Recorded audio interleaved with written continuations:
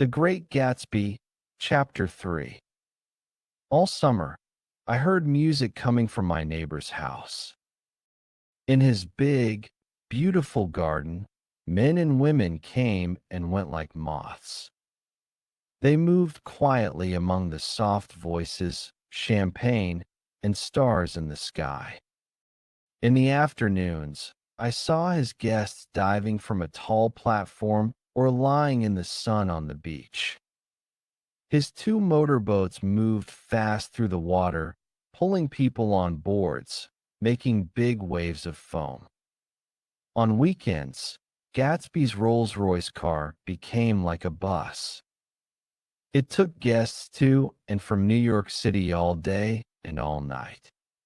His yellow station wagon went quickly to meet every train.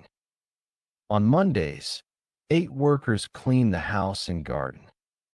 They used mops, brushes, hammers, and scissors to fix everything after the wild weekend. Every Friday, 5 big boxes of oranges and lemons came from New York. Every Monday, the empty fruit halves were thrown out. In the kitchen, there was a machine that could make juice from 200 oranges in 30 minutes, if a butler pressed a button 200 times. Every 2 weeks, many people came to set up the party. They brought long rolls of cloth and lots of colorful lights. Gatsby's huge garden looked like a Christmas tree. The buffet tables were full of shiny snacks, spicy hams, colorful salads, pastry pigs, and golden turkeys. In the main room, there was a real bar with lots of alcohol. Some drinks were so old that many young women didn't know their names. At 7 o'clock, the orchestra arrived. It was not just 5 musicians. It was a large group with many different instruments. Drums, violins, saxophones, trumpets, and more. The last people from the beach went upstairs to change their clothes. Cars from New York were parked in many rows. Inside the house, everything was colorful. People wore bright clothes and had modern haircuts. Women wore beautiful shawls. The bar was busy. People drank cocktails in the garden. The air was full of laughter, small talk, and quick introductions that were soon forgotten. Some women smiled and greeted each other like friends, even if they didn't know each other's names. As it got dark, the lights got brighter. The orchestra played lively music. People laughed more and more. They moved from one group to another. New guests arrived all the time. Some young women, full of confidence, walked through the crowd. For a short moment, they became the center of attention. Then they moved on, excited and happy, through the faces, voices, and changing lights. Suddenly, one of these young women, wearing a shiny dress, grabbed a cocktail and drank it quickly. Then, she began dancing alone on the platform. Everything went quiet for a second. The orchestra leader changed the music for her. People started talking again, saying she was Gilda Gray's understudy from the Follies. The party had truly started. I think the first time I went to Gatsby's house, I was one of the few guests who was actually invited.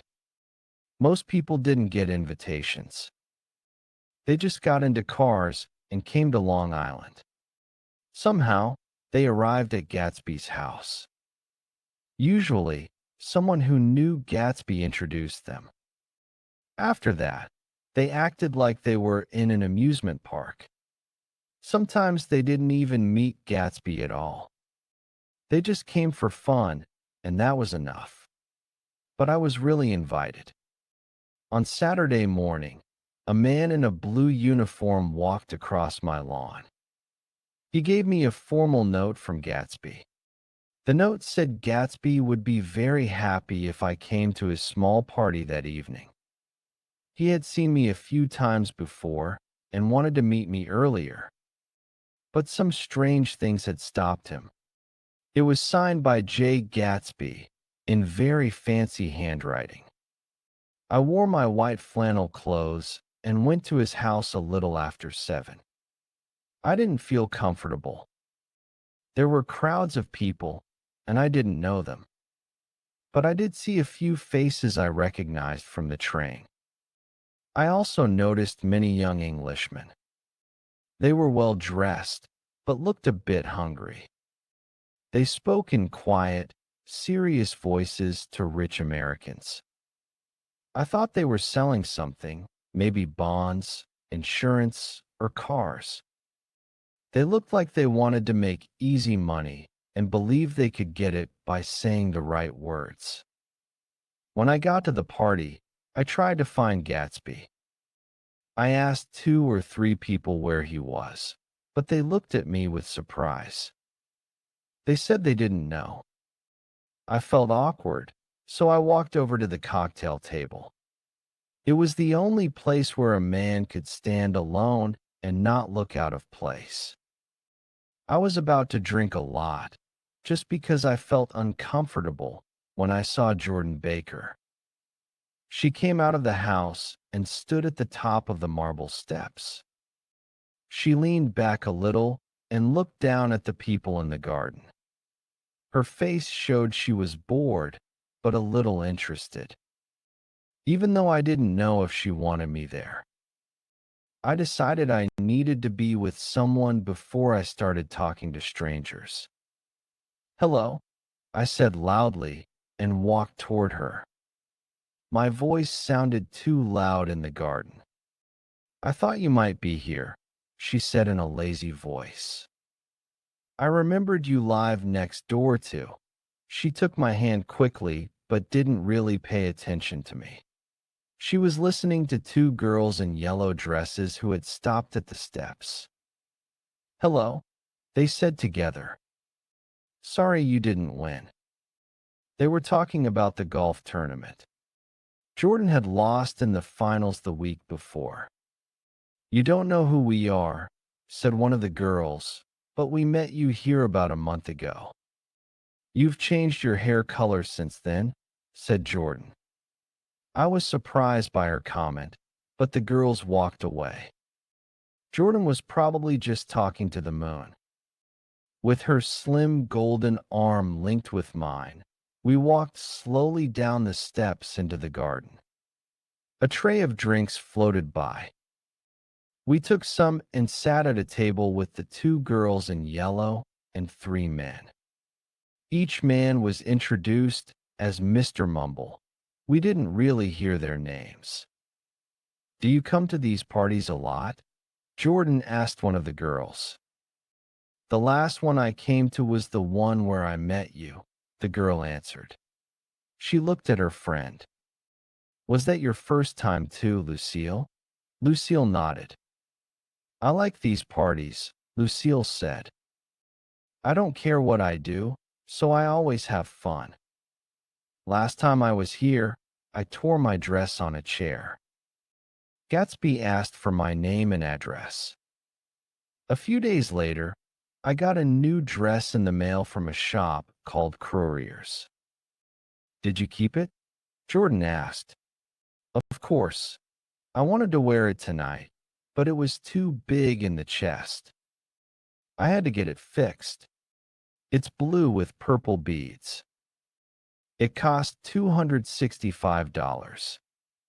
"There's something strange about a man who would do that," said the other girl. "He doesn't want to make anyone upset." "Who doesn't?" I asked. "Gatsby. Somebody told me." The 2 girls and Jordan leaned in close. "Someone told me Gatsby once killed a man." We all felt a little shocked. The 3 Mr. Mumbles leaned forward to listen. "I don't think it's that," Lucille said. "I heard he was a German spy during the war." One of the men agreed. I heard that too. From someone who grew up with him in Germany. No, said the first girl. That can't be true. He was in the American army. She looked excited. Watch him when he thinks no one is looking. I bet he did kill someone. She squinted her eyes and shivered. Lucille shivered too. We all looked around, trying to spot Gatsby. It was amazing how many wild stories people told about him. Stories that made him sound like a mystery, or even a...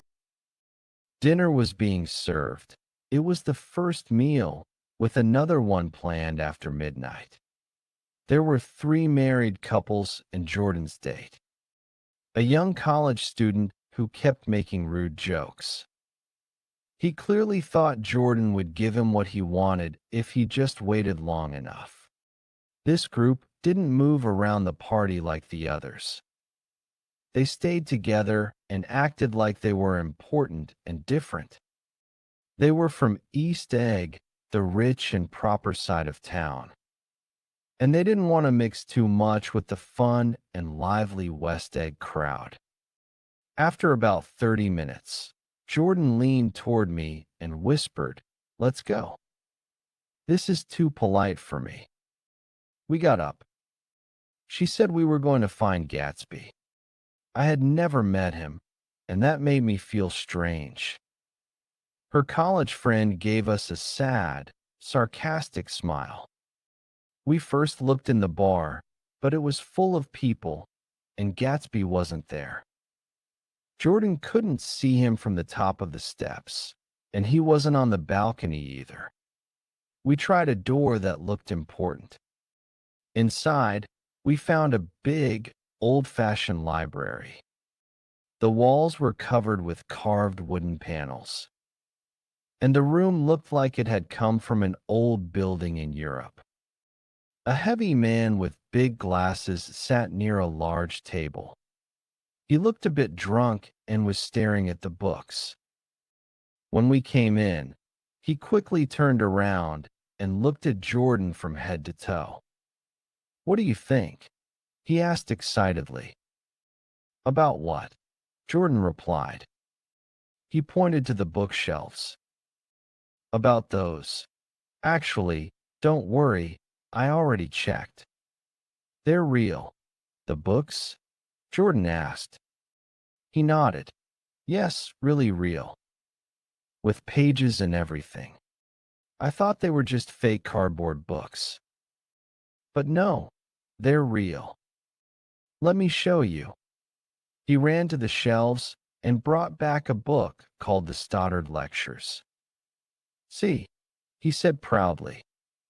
"This is a real book." It surprised me. Gatsby is like a theater expert, like Belasco. This library is amazing.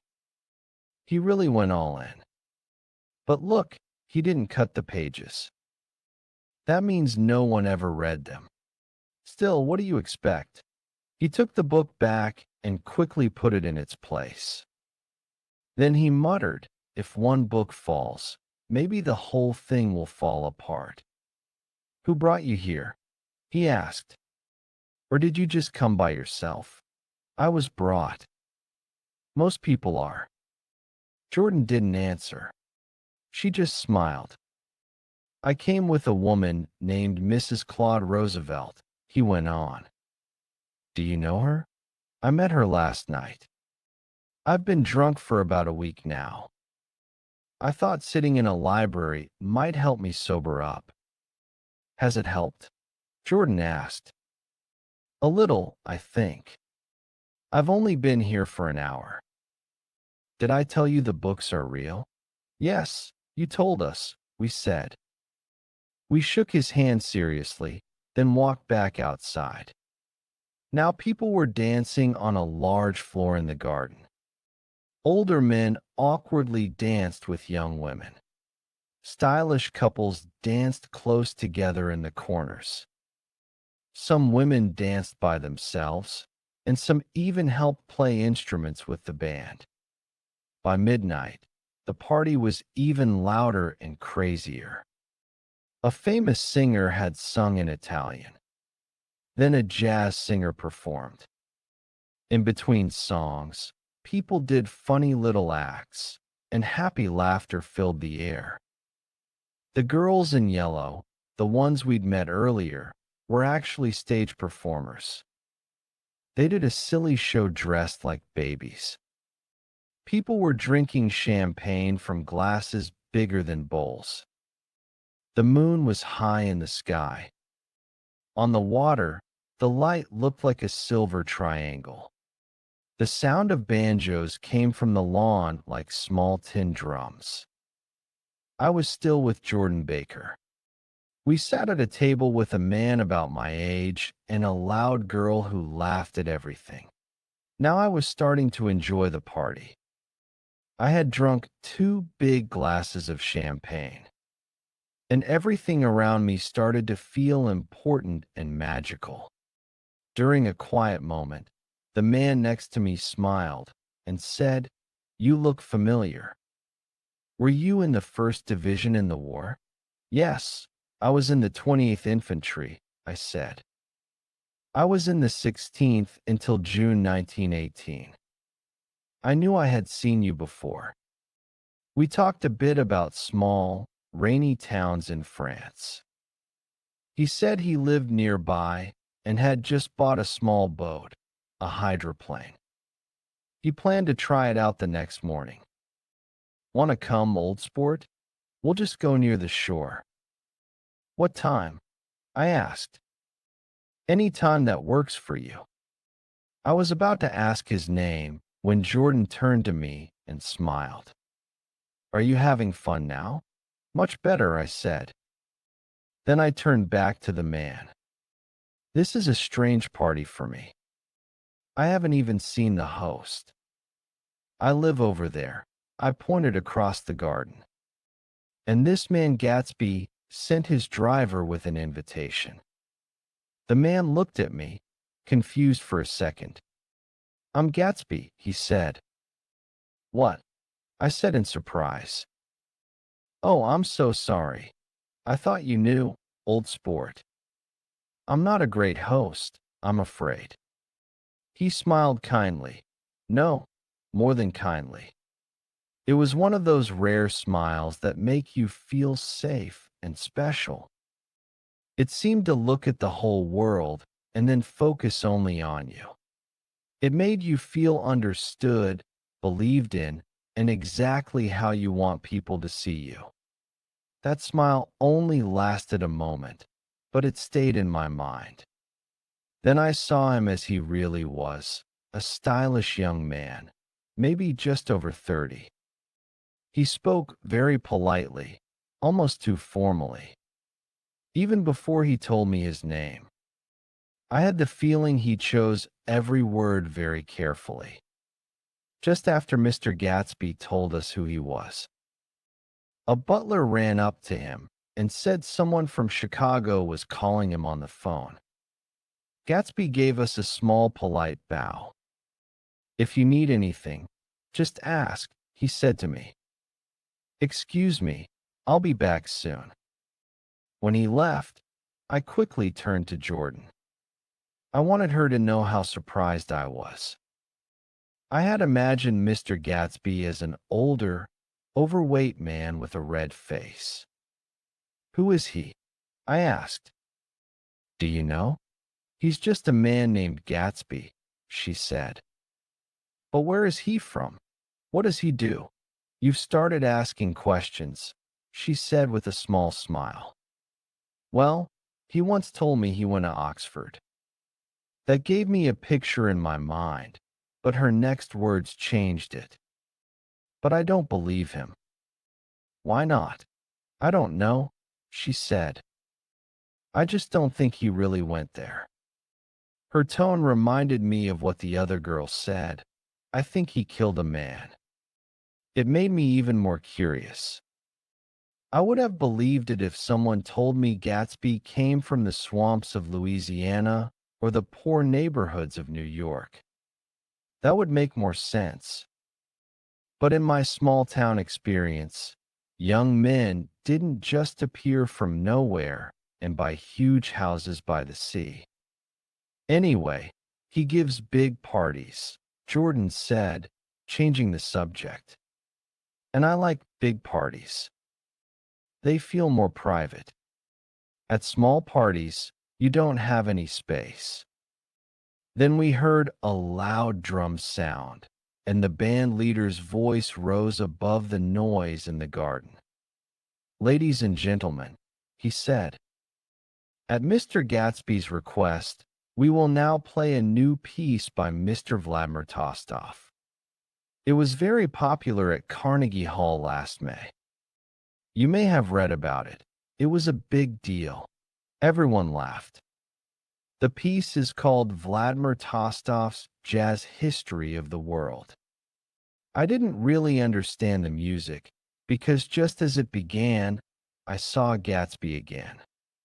He was standing alone on the steps, looking around at the groups of people with a pleased expression. His skin was tanned and smooth. His hair was short and neatly cut. I couldn't see anything dark or dangerous about him. I wondered if the fact that he didn't drink made him different from the others. He looked even more proper and polite as the party got louder and wilder. When the music ended, girls were leaning their heads on men's shoulders like happy puppies. Some girls were falling back playfully into men's arms, trusting someone would catch them. But no girl fell back on Gatsby. No one leaned on him. No one sang for him. He stood alone. "Excuse me." Gatsby's butler was suddenly next to us. "Miss Baker," he said, "Mr. Gatsby would like to speak with you alone." "With me?" Jordan said, surprised. "Yes, madam." Jordan got up slowly. She raised her eyebrows at me as if to say, "What's going on?" Then she followed the butler toward the house. I noticed how she moved. She wore her dress like it was a sports outfit. She walked with energy and confidence, like someone who learned to walk on golf courses in the fresh morning air. I was alone now, and it was almost 2 in the morning. For some time, strange and interesting sounds had been coming from a long room with many windows. Jordan's college friend was now talking to 2 showgirls about babies. He asked me to join them, but I slipped away and went inside. The big room was full of people. One of the girls in yellow was playing the piano. A tall, red-haired woman from a famous chorus group was standing next to her, singing. The red-haired woman had drunk a lot of champagne. During the song, she decided that everything was very sad. So she started crying while she sang. She gasped and sobbed between lines, and her singing voice shook. Tears ran down her face, but not clearly. They mixed with her heavy makeup and ran in black lines down her cheeks. Someone joked that she should sing the notes written on her face. She threw up her hands, fell into a chair, and passed out, drunk and asleep.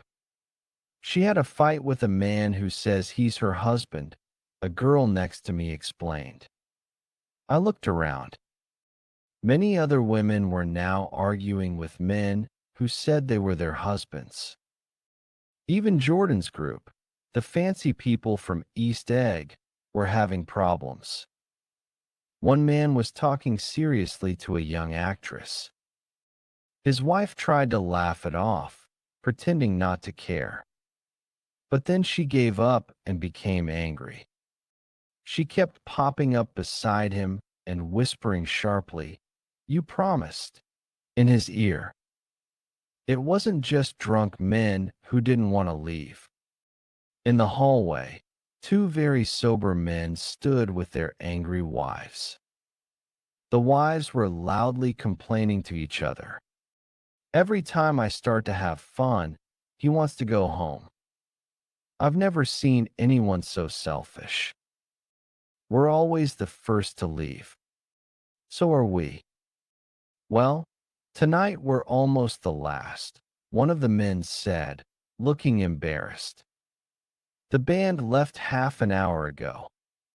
Even though the women didn't believe the men had good reasons, the fights ended quickly. In both couples, the husbands picked up their wives, who were kicking, and carried them out into the night. As I waited for my hat in the hall, the library door opened. Jordan Baker and Gatsby walked out together. Gatsby was saying something to her, but when people came over to say goodbye, his face changed. His friendly look became formal again. Jordan's friends were calling her from the porch, but she stayed for a moment to shake my hand. I just heard something incredible, she whispered. How long were we in there? About an hour, I said. It was just amazing, she said again, still thinking about it. But I promised not to tell. And now I'm making you curious. She yawned softly. Come and visit me sometime. Look in the phone book under Mrs. Sigourney Howard. That's my aunt. She hurried off, waving to me with a smile as she joined her friends at the door. I felt a bit guilty for staying so late at Gatsby's party, especially since it was my first time there. I walked over to the last group of guests standing near Gatsby. I wanted to say sorry for not recognizing him earlier in the evening. Don't worry about it, Gatsby said quickly. Forget it, old sport. He gave me a friendly pat on the shoulder. And don't forget, we're going on the hydroplane tomorrow morning at 9. Just then, a butler came up behind him and said, Sir, Philadelphia is on the phone. Okay, tell them I'll be there in a minute. Good night, Gatsby said to me. Good night, I replied. He smiled again. It felt special to be one of the last people to leave, as if he had wanted it that way. Good night, old sport, good night. But as I walked down the steps, I saw that the night wasn't over yet. Not far from the house, a bunch of car headlights lit up a strange and noisy scene. A small car had crashed into a ditch. One wheel had come off. It was the same car that had just left Gatsby's driveway. Some drivers were standing around, trying to help. But they had left their cars in the road, so other cars behind them were honking loudly. Everything was a bit crazy. A man in a long coat was standing in the road, looking at the broken car and the wheel, confused but smiling. See, he said. It went into the ditch. He seemed completely surprised. Then I recognized him. It was the man from Gatsby's library. What happened? Someone asked. He shrugged. I don't know anything about cars, he said firmly. But did you crash into the wall? Don't ask me, the man said. I can't drive well, almost not at all. It just happened. Well, if you're a bad driver, you shouldn't drive at night. But I wasn't driving, he said loudly. I wasn't even trying to drive. The people around him went quiet. Do you want to die? Someone shouted. You're lucky it was only a wheel. Then the man said, You don't get it. I wasn't the one driving. Someone else was in the car. Everyone gasped. The car door slowly opened. The crowd stepped back. Then a pale, confused man slowly came out of the car. He was wearing big dancing shoes and seemed very drunk. The man looked around and said, "What's the problem? Did we run out of gas?" "Look." Someone pointed at the wheel lying on the ground. He stared at it, then looked up at the sky like he thought it fell from there. "It came off," someone explained. He nodded. At first, I didn't notice we had stopped. After a pause, he stood up straighter and said, "Can someone tell me where the nearest gas station is?" About a dozen men tried to explain that the car couldn't move without its wheel. "Let's back up the car," he suggested. "But the wheel is gone." He thought for a moment. "No harm in trying," he said. The noise of honking horns got louder. I turned and walked across the lawn toward my house. I looked back once. The moon was shining over Gatsby's house, and everything looked calm again. The music had stopped, and the garden was quiet. Gatsby stood on the porch, waving goodbye. He looked alone. When I look at what I've written so far, it might seem like these parties were the only important thing in my life. But actually, they were just small events during a busy summer. My own life and work were much more on my mind. Most of the time I worked.